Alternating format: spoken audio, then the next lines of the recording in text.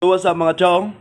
Nagbabalik Astigmoto FI and pasensya na ngayon lang tayo mag-upload no. So share ko lang sa inyo tong engine na to.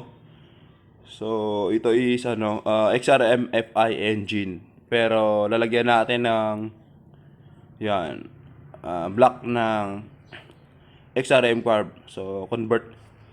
So bali ang karga nitong engine na to is spin for 62 big valve yan. Mga chong. So, hindi na bago tong pagkakarga ng ganito. So, pagko-convert ng kasi madami nang gumagawa nito, lalo na sa Mindanao. Madami nang nagko-convert ng ng ganito sa Mindanao. Pero hindi nila nilalabas mga chong.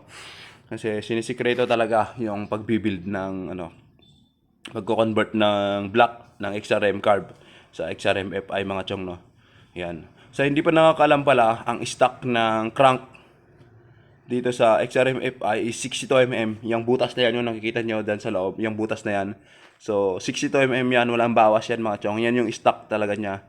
So, 62mm, saktong-sakto yung bore niya dyan. Hindi tulad sa carb na pag mag 62 pataas ka na is magbabawas pa kayo, magpapa-machine shop pa kayo. Ito is, plug and play na talaga yung dito, 62 kasi 62 talaga yung size niya mga chong. Yan. So sa mga bago dyan na nanonood dito, so subscribe na kayo para abang-abangan natin pag ito ay gumana mga chong. Yan. And pakita ko sa inyo. Pagkatapos naman sa mga gusto namang magpa-build ng engine mga chong. So, yun. Comment lang kayo. So bali, sasabihin ko dito yung location para wala nang daming tanong, gano'n. So, Alfonso Lista mga chong.